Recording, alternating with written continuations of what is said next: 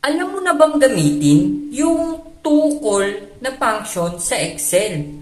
Sobrang useful neto. Ayan mga kautak. So, konting introduction muna po tayo sa tukol function sa Excel, no?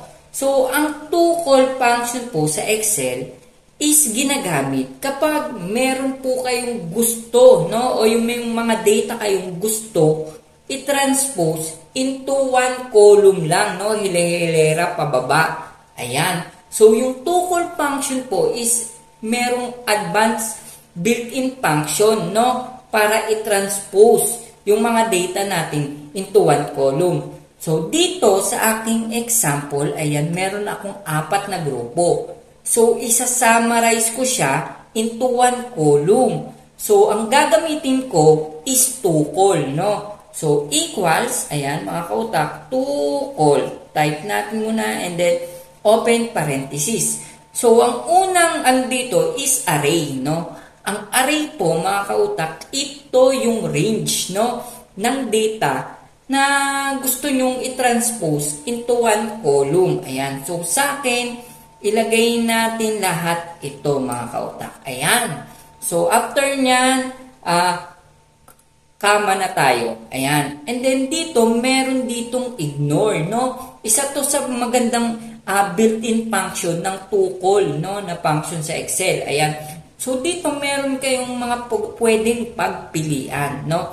0 ang ilalagay nyo, mga kautak, kapag gusto nyong lahat ng data, no? Regardless kung anong mga data nung nandun sa range is matatranspose into column, no? So, 0 ang ilalagay nyo, mga kautak.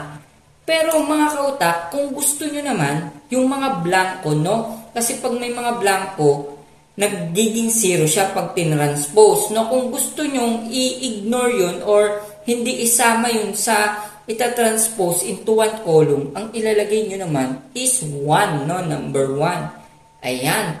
So, kung gusto nyo naman, mga kautak, is isama yung blanco pero yung mga may error, for example may mga formula, yung may mga VLOOKUP, may mga NA, may mga error, yung mga yung may mga hashtag sa unahan, no? So piliin nyo yung 2 kung ayaw nyong isama yon, no?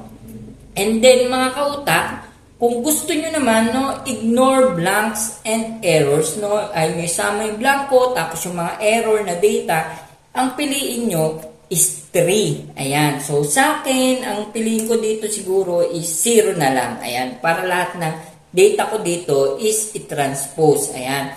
And then, dito naman mga kautak, merong scan by column and scan by row and scan by column, no? False and true. Ayan. So, may pagpipilian kayo mga kautak.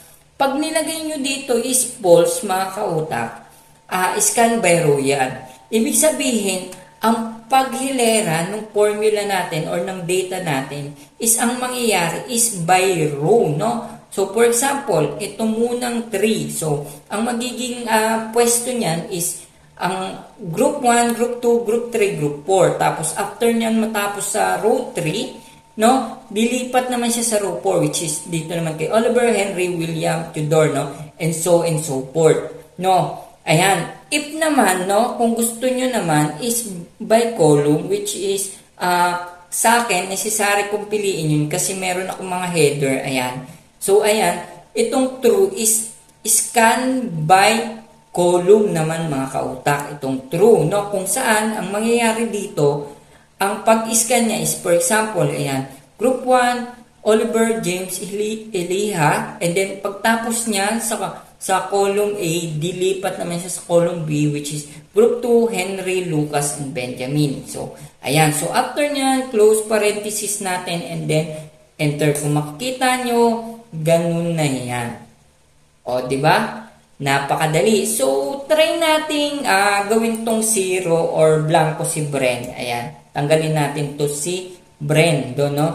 So, ayan. So, magiging 0 siya automatic. So, kasi ang pinili natin dito, mga kautak, is 0, no? Which is, isasama din yung mga blanco, no? Pero pag tinlagay natin tong 1, ayan. So, yung 0 dito, kung mapapansin nyo, mawawala yan, no? So, So, ayan yung mga magandang built-in function ng tukol function sa Excel. Ayan, di ba? Napakadali. Sana po magamit nyo, no? Baka makatulong sa inyo. Yun lamang po, use your brain. Maraming salamat. So, napakadali lang ang kung sino man ng mga tips, pwede nyo i-follow page sa Facebook, mag-subscribe kayo sa YouTube channel ko. At huwag makalimutan, i-share and like this video for more.